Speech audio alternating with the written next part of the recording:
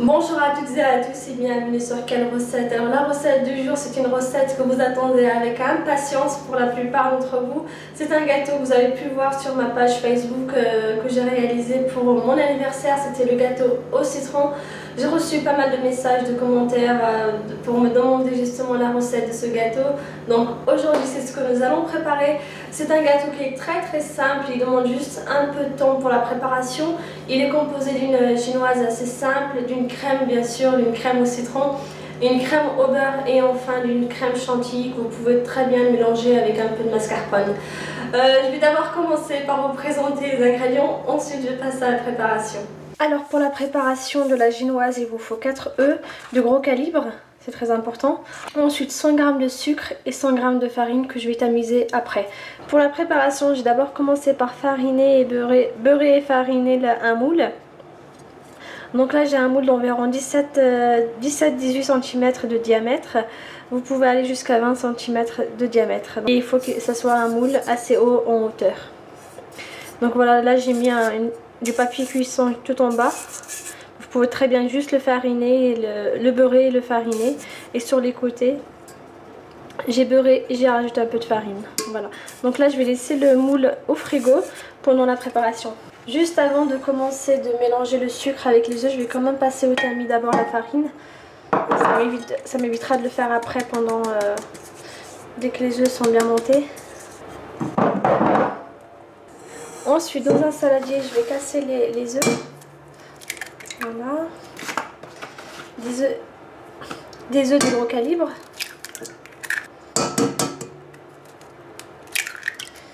Voilà. Ensuite, le sucre. 100 g de sucre.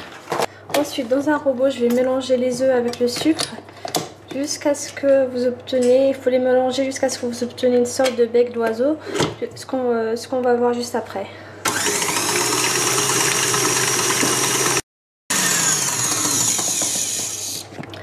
Alors pour obtenir un bec d'oiseau, il faut bien fouetter le sucre avec les œufs un bon petit moment, il faut compter environ un peu plus de 5 minutes. Et généralement vous avez la crème qui retombe légèrement ici. Voilà, je viens de toucher avec mon doigt. Voilà, donc ça fait un peu, ça fait comme ça si vous voulez, je vous le montre avec mon doigt. Ça retombe légèrement comme ça. Donc maintenant j'enlève le fouet. Je vais incorporer la farine à l'aide d'une cuillère en bois ou d'une maryse. Bien sûr, il faut bien commencer à faire préchauffer votre four à 150 degrés. Et la farine, il faut bien la tamiser avant. Donc je vais incorporer la farine petit à petit, tout en tournant la cuillère en bois, comme ça. Il faut l'incorporer délicatement, il ne faut surtout pas casser les œufs avec le sucre. Il faut toujours essayer d'avoir le volume, justement ce volume qu'on a dès le départ.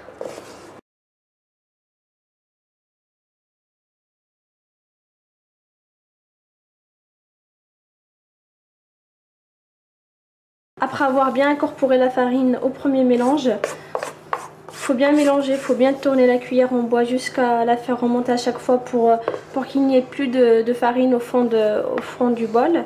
Donc maintenant je vais verser la pâte dans le moule.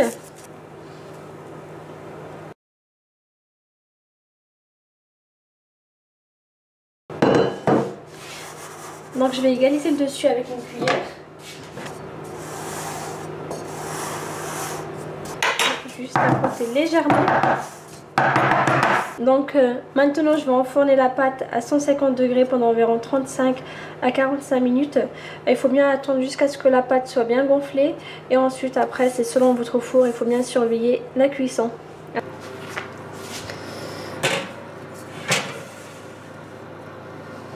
Alors la génoise est prête, comme je vous le disais, là j'ai utilisé un moule d'environ 17 cm de diamètre. Sinon vous pouvez très bien utiliser ce cercle, si vous en avez un. Il doit faire environ 20 cm de diamètre. Donc vous pouvez très bien mettre juste du papier sulfurisé et le poser sur une plaque. Et aujourd'hui j'ai utilisé celui-ci tout simplement, comme demain c'est la Saint-Valentin, du coup je me suis dit je vais faire un gâteau pour mon mari. Il a bien aimé ce gâteau au citron. J'ai utilisé ce petit moule pour faire juste une petite génoise, donc un petit gâteau. Alors qu'est-ce qu'on va faire avec la génoise maintenant qu'elle est prête? C'est qu'on va la couper soit en 2, soit en 3, soit en 4.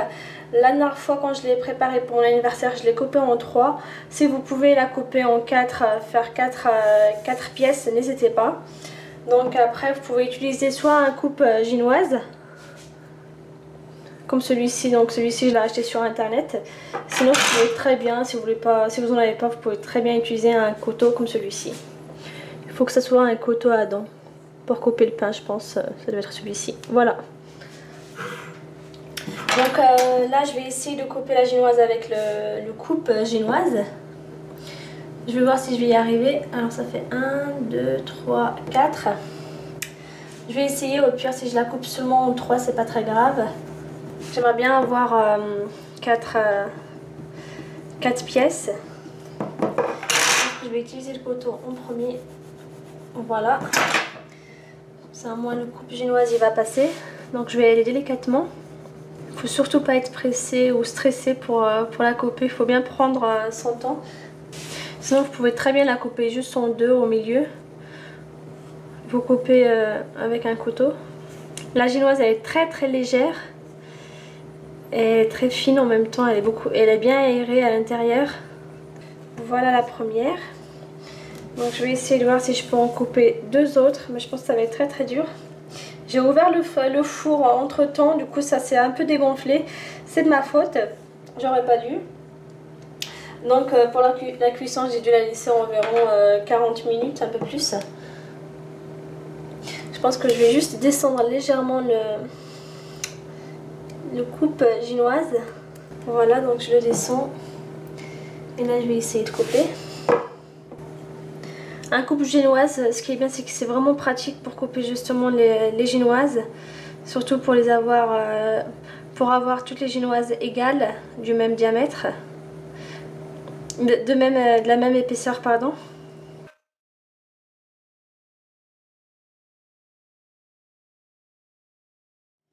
Donc voilà la deuxième génoise. Est-ce que je vais réussir à couper celle-ci en 2? Je sais pas, parce que comme elle s'est dégonflée, j'ai peur que ça la coupe au milieu. C'est pas très grave, je pense que je vais essayer, je vais quand même prendre le risque. Je vais prendre le risque de la couper. Tant pis, après je cacherai je cacherai la misère avec la crème au beurre au pire. Voilà, hop. Là je vais essayer d'aller délicatement.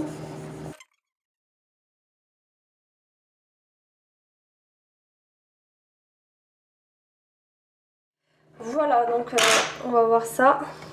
Parfait. Donc là du coup j'ai mes 4 cercles, je suis bien contente. Je pensais que ça allait être dur mais ça va. Donc voilà, donc je vais les disposer. Pour le moment je vais les laisser de côté. Je vais préparer tous mes ingrédients je vais préparer toutes mes crèmes. La crème au citron, la crème au beurre et voilà, du coup la crème au citron et la crème au beurre plus la chantilly. Après je vais faire le montage du gâteau.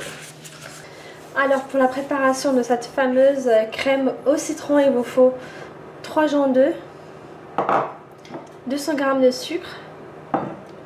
Et il vous faut aussi 25 centilitres de jus de citron.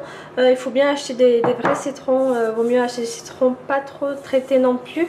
Ensuite il faut bien les presser pour obtenir le jus. Donc là nous avons environ 25 centilitres.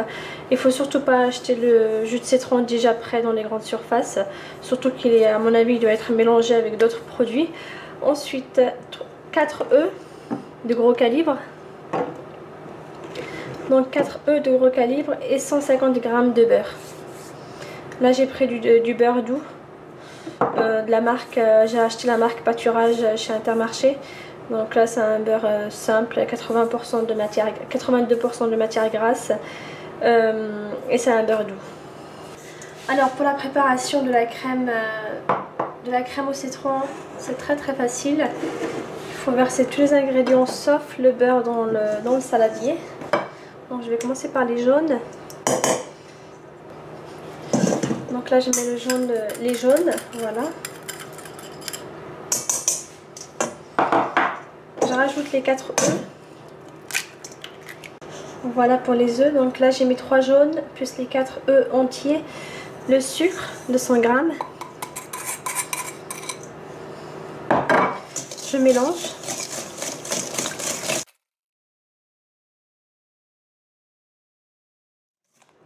Je rajoute le jus de citron, 25 centilitres de jus de citron. Hop, il y a juste un petit morceau de... c'est pas très grave.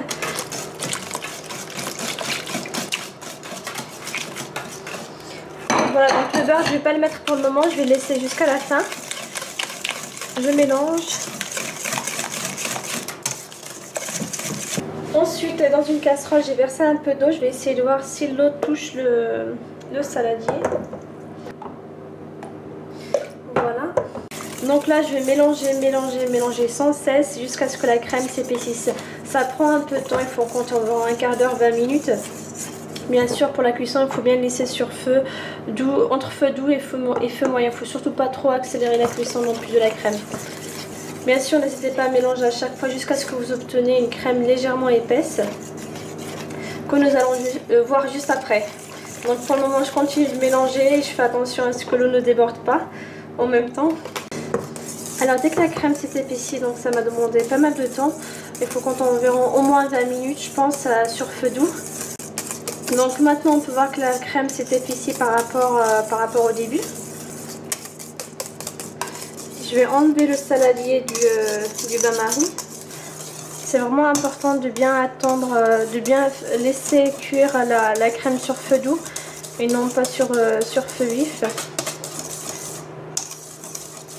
Donc voilà, la crème s'est épaissie, je vais rajouter le beurre petit à petit tout en continuant de mélanger.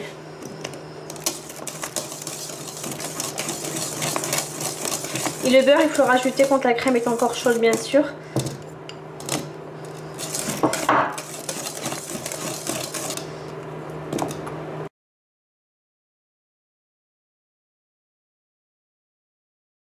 Il faut bien vérifier qu'il n'y ait plus de morceaux de beurre. Voilà pour la préparation de la crème. Maintenant, il faut passer normalement la crème dans un chinois. Mais comme j'en ai pas, je vais la laisser comme ça. Donc chez vous, si vous avez un chinois fin, n'hésitez pas à faire passer la crème à l'intérieur pour enlever tous les petits morceaux, par exemple de citron, etc. Dans un plat comme celui-ci, un grand plat, je vais verser ma crème au citron. Donc maintenant, je vais laisser refroidir la crème un bon petit moment au frigo. Il faut compter au moins quelques heures pour que la crème soit bien froide. N'hésitez pas de temps en temps à vérifier si la crème est bien froide, si vous pouvez au moins la prendre avec une cuillère pour pouvoir l'étaler sur le gâteau. Donc maintenant je vais couvrir la crème au citron et je vais la laisser au frigo quelques heures jusqu'à ce qu'elle soit bien épaisse avant de pouvoir l'utiliser. De préférence, vous pouvez aussi la préparer, vaut mieux la préparer la veille pour le lendemain, c'est encore mieux, pour comme ça elle sera bien épaisse pour facilement la prendre et la mettre sur les gâteaux. Il faut bien filmer la crème au citron au contact pour éviter les croûtes sur le dessus. Alors pour la préparation de la crème au beurre, il vous faut 180 g de beurre mou. C'est très important que le beurre soit bien mou, il vaut mieux le sortir très tôt le matin ou même la veille. Pour le beurre, il vaut mieux prendre du beurre de bonne qualité. 50 g de blanc d'œuf. 125 g de sucre. 50 g d'eau. Et enfin un sachet de sucre vanillé que vous pouvez très bien remplacer par une gousse de vanille. D'ailleurs c'est beaucoup mieux que le sachet de sucre vanillé. Donc maintenant nous allons passer à la préparation. Alors pour la préparation, je vais commencer par préparer un sirop. Je vais rajouter le sachet de sucre vanillé dans le sucre. Ensuite l'eau.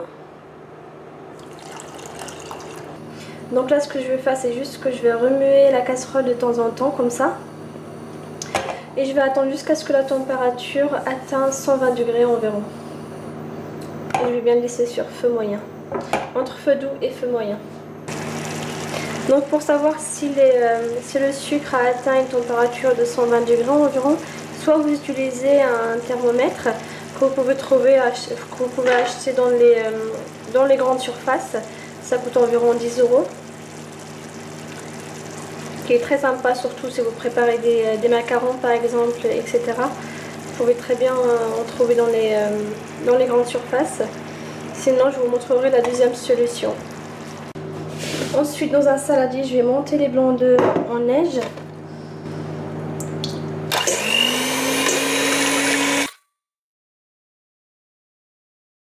Alors voilà pour les blancs d'œufs montés en neige. Normalement, ils ne retombent pas. Voilà. Donc là, le sucre arrive à 120 degrés. Donc si vous n'avez pas de thermomètre, vous pouvez très bien préparer la crème au beurre. Alors pour ça, il vous faut 2 cuillères. Vous les plongez dans le sucre. Comme ça, et ensuite vous essayez de les coller ensemble et après vous écartez les cuillères. Normalement si ça fait des fils comme ça, je sais pas si vous voyez, voilà, ça fait des petits fils, c'est que c'est bon. Et généralement pour le savoir, il suffit de regarder, c'est un peu gluant et vous obtenez un sirop un peu épais. Voilà. Alors dès que le sirop a atteint les 120 degrés, je vais le verser sur les blancs d'œufs montés en neige, tout en fouillant à vitesse maxi.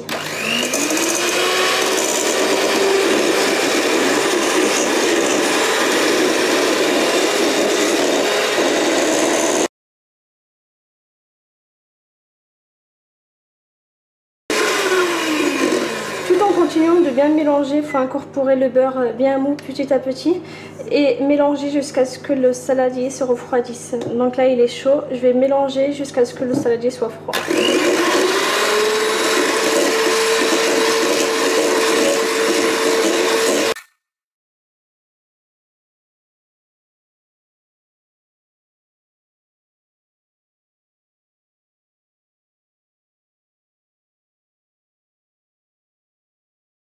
Voilà pour la crème au beurre. Alors après l'avoir bien fouettée jusqu'à ce qu'elle soit légèrement dure, voilà du coup ce que vous obtenez, une crème bien lisse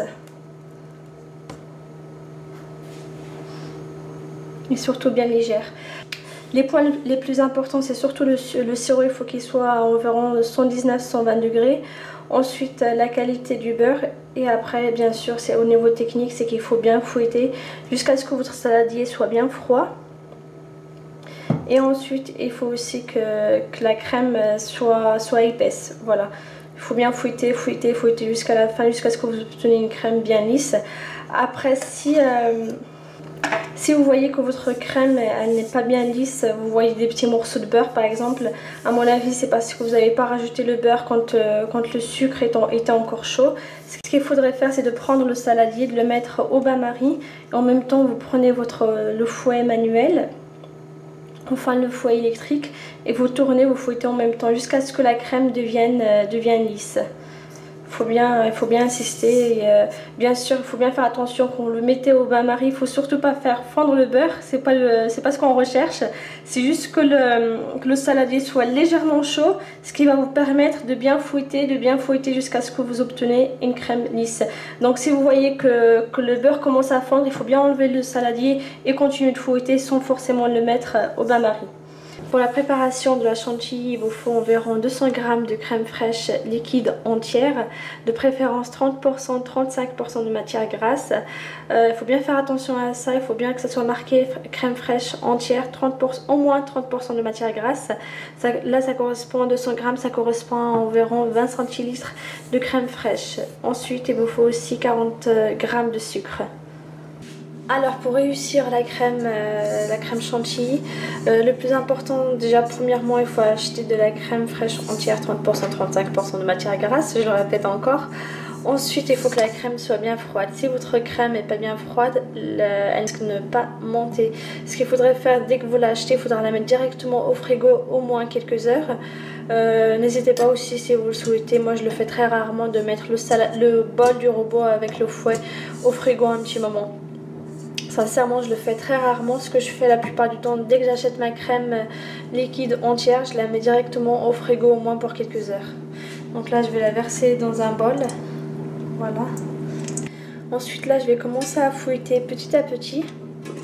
Je vais surtout pas fouetter la crème d'un coup, une seule fois. Je vais commencer à petite vitesse en même temps. Je vais augmenter la vitesse Dès que la crème commence à monter, je vais rajouter le sucre petit à petit.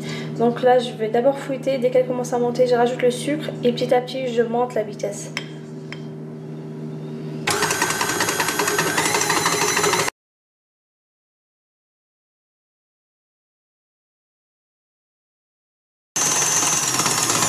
Je vois que la crème commence à monter, je vais rajouter le sucre petit à petit et en même temps j'augmente la vitesse de temps en temps.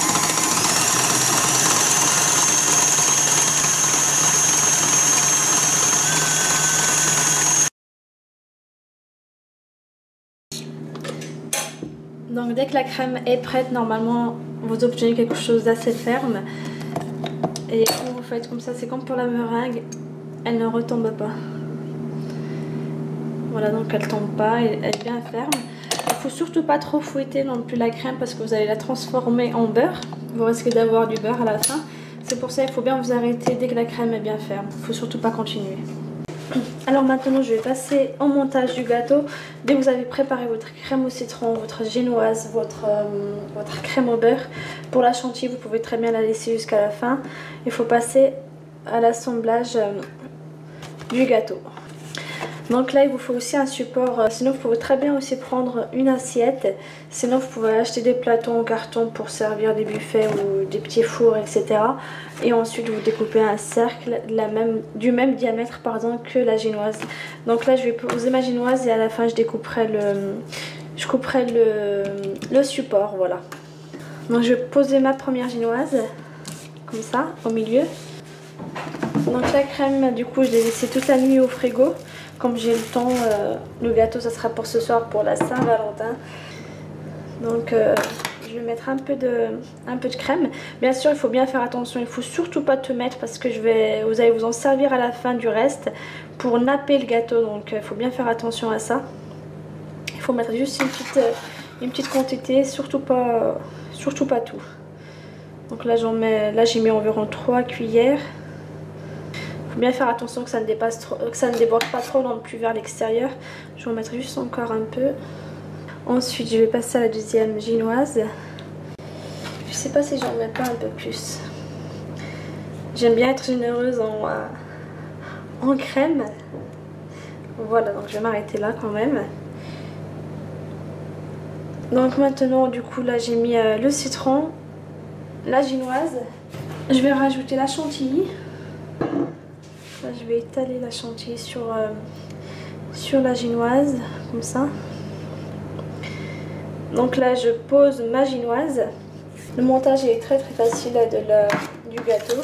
Je remets un peu de crème au citron. Et après, le point le plus important aussi, j'ai oublié de le préciser, c'est qu'il faut que la crème, au citron soit bien cuite. Parce que c'est comme pour la crème pâtissière, si votre crème elle n'est pas assez épaisse quand vous la faites cuire, le problème qui va arriver c'est surtout qu'après vous allez avoir une crème trop liquide parce que tout simplement elle n'est pas cuite. Ça arrive généralement quand les personnes préparent la crème pâtissière, elles me disent souvent j'ai raté ma crème pâtissière, elle était trop liquide. Et ça c'est dû à la cuisson tout simplement, c'est qu'ils n'ont pas dû faire bien cuire leur crème pâtissière dans la casserole et généralement il faut que ça s'enlève, qu'elle se décolle des parois de la casserole. Là ça veut dire qu'elle est bien cuite. Si elle se décolle pas, c'est qu'elle n'est pas très cuite, ce qui fait qu'après elle reste d'être trop liquide, même si vous la mettez au frigo. Donc je continue, j'ai mis ma crème au citron et je remets une génoise par dessus la dernière génoise, voilà. Voilà, donc cette crème là je vais la laisser de côté pour le moment, je l'utiliserai après. Alors maintenant je vais mettre un peu de beurre, un peu de crème au beurre tout autour du gâteau. Bien sûr si vous avez préparé votre crème au beurre la veille par exemple et que la crème est trop dure le lendemain, ce qui est tout à fait normal parce qu'il y a beaucoup de beurre donc forcément ça durcit. Ce qu'il faudrait faire c'est de prendre la crème au beurre, enfin le saladier et de mettre le saladier au bain-marie et vous fouettez à la main ou avec un fouet électrique jusqu'à ce que vous obtenez une crème plus légère et plus lisse et plus facile à étaler sur le gâteau. Bien sûr il ne faut surtout pas faire fondre le beurre parce que c'est pas le but, c'est juste pour ramollir un peu le beurre et pour qu'il devienne un peu lisse. Oui mon bébé. Donc là je vais aller délicatement. Je vais d'abord faire les côtés, c'est mieux, comme ça au moins ça va tenir le gâteau. Je cache surtout la crème chantilly en premier parce qu'elle déborde un peu. Là c'est un gâteau que j'ai préparé en 2 fois. Je l'ai commencé la veille et je le termine le lendemain. Donc surtout qu'avec la petite c'est pas très facile à tout gérer. C'est pour ça vous aussi si vous avez des enfants et que vous avez pas mal de choses à faire. N'hésitez pas à préparer la crème la veille, la génoise la veille, la crème au beurre par exemple. Comme ça au moins ça vous fait quelque chose de déjà prêt. Et le lendemain vous pouvez juste faire le montage du gâteau. Oui mon bébé?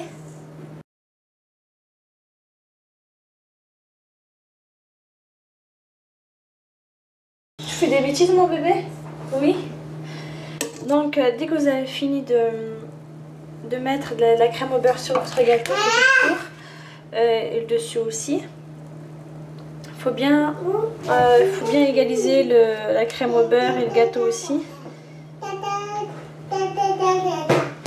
Faites bien les tours à chaque fois et surtout le dessus parce qu'après vous allez verser la crème au citron.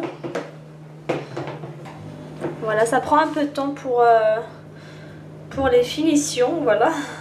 Je sais pas si ça peut se dire ou pas, mais... Donc n'hésitez pas aussi à tourner le gâteau à chaque fois, bien sûr. Ça te fait rire, Inès? Tu te moques de maman? Voilà, après avoir bien étalé la crème au beurre tout autour du gâteau, je sais pas si je vais y arriver. Attends mon bébé, attends. Voilà, il faut essayer d'avoir quelque chose d'un peu... de pas trop déformé, même si après vous allez le décorer avec des amandes concassées, des amandes effilées, etc. Donc maintenant ce que je vais faire, c'est que je vais remettre le gâteau au frigo pour que la crème au beurre durcisse. Ensuite après je donnerai encore un petit coup pour bien égaliser la crème au beurre et après je vais passer à la crème au citron. L'étape suivante c'est de verser la crème qui reste, la crème au citron qui reste dans un saladier. Cette crème vous pouvez très bien aussi l'utiliser pour ce que vous voulez pour une tarte au citron. Donc juste une tarte aux fruits, vous pouvez très bien préparer une crème au citron et sur la tarte vous mettez plusieurs mélanges de fruits. C'est très bien aussi. Alors avec le reste de la crème au citron, je vais la mettre au bain-marie, tout simplement pour pour que la crème soit légèrement liquide, pour pouvoir la verser facilement sur le gâteau. Alors là on peut voir que la crème elle est moins épaisse, elle est un peu plus liquide. Je vais éteindre le feu de la cuisinière, voilà. Alors après avoir mis la crème au bain-marie, maintenant je vais la verser dans le tamis. Je vais voir si la crème passe ou pas. Donc là je vais faire comme ça, du coup elle passe. N'hésitez pas à utiliser un chinois si vous en avez un chez vous. C'est beaucoup plus pratique.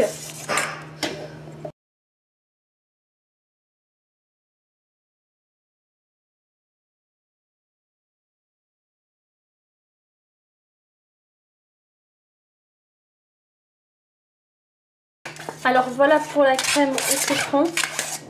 J'ai pu m'adapter un peu à la situation du coup. Donc cette crème là je vais la verser sur mon gâteau. Alors là j'ai mis l'assiette plus un support que j'ai pris de mon four. C'est pour pouvoir verser le nappage sur le gâteau directement. Là je vais juste découper mon cercle.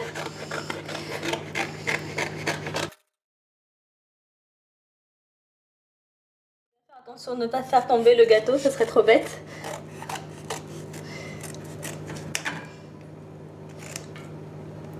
J'espère que ça va pas m'arriver. Ensuite je vais juste essayer d'égaliser un peu le dessus avec la crème au beurre comme ça.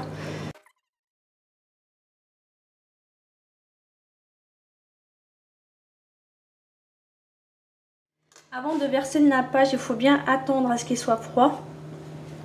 Parce que si votre nappage est encore chaud, vous risquez d'abîmer la crème au beurre qui va fondre. et votre gâteau va couler un peu partout. C'est pour ça qu'il faut bien attendre jusqu'à ce que la crème soit bien froide. Il ne faut pas non plus qu'elle soit trop épaisse non plus, parce qu'après vous risquez de ne pas pouvoir la verser sur le gâteau. Il faut juste attendre à ce qu'elle soit froide. Pour ça il faut toucher un peu avec votre main. Si elle est un peu tiède, il ne faut pas la verser, il faut attendre encore un peu. C'est ce que je vais faire parce que justement elle est un peu tiède, donc j'ai peur qu'elle me fasse fondre la crème au beurre. Alors maintenant que mon glaçage est un peu froid, je vais le verser directement sur le gâteau, toujours avec l'assiette sur le gâteau.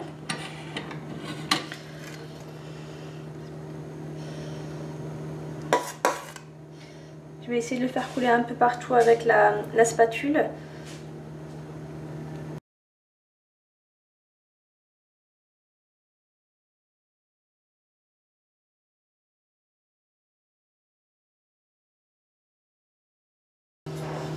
N'hésitez pas avec la spatule à égaliser le dessus un peu. Il ne faut pas trop non plus appuyer. Après, dans tous les cas, même si votre glaçage, je veux dire, il n'est pas bien uniforme, vous pouvez très bien le décorer avec des morceaux de citron partout. Ça cache un peu ça cachera un peu les défauts. Alors maintenant ce que je vais faire, c'est que je vais mettre le gâteau au frigo pour environ quelques minutes, un quart d'heure, 20 minutes comme ça, pour que la crème durcisse un peu. Et ensuite je vais passer à la décoration du gâteau. Alors dès que la crème au citron est un peu plus épaisse, je l'ai laissée environ une demi-heure au frigo, voire un peu plus. Je vais passer à la décoration du gâteau. Il faut y aller délicatement. Voilà, je vais le prendre. Ensuite, je vais le décorer avec des amandes effilées. Par contre, je viens de faire une bêtise. Les amandes, elles sont en train de tomber, de retomber sur la crème au citron. Je vais changer d'assiette pour pouvoir la récupérer après.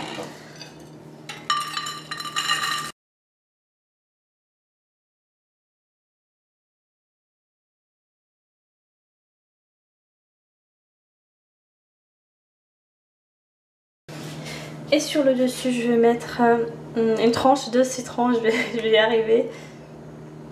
Je vais juste enlever un peu de jus pour pas que ça coule sur la crème. C'est juste pour la décoration. Là, bien sûr, vous pouvez faire comme vous voulez. C'est juste une petite idée de décoration. Voilà. Voilà, le gâteau est prêt. Maintenant je vais le remettre au frigo pour une petite heure au moins, pour que la crème au citron soit bien fraîche, soit bien froide, et pour que le gâteau soit bien frais tout simplement. Donc maintenant, allez au frigo en attendant ce soir pour le manger.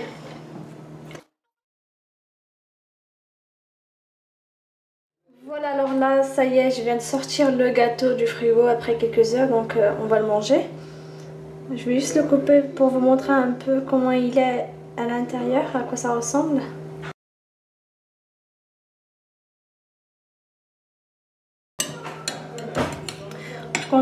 En tout cas, ça sent vraiment très très bon. Voilà le gâteau à l'intérieur. Du coup, vous avez une crème au citron, plus la chantilly et encore une fois la crème au citron.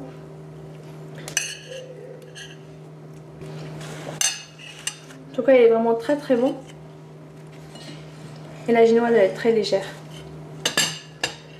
Voilà pour aujourd'hui, vous pouvez retrouver tous les ingrédients sur mon site quelrecette.com. Vous pouvez aussi retrouver d'autres recettes sur ma chaîne YouTube et aussi sur mon site.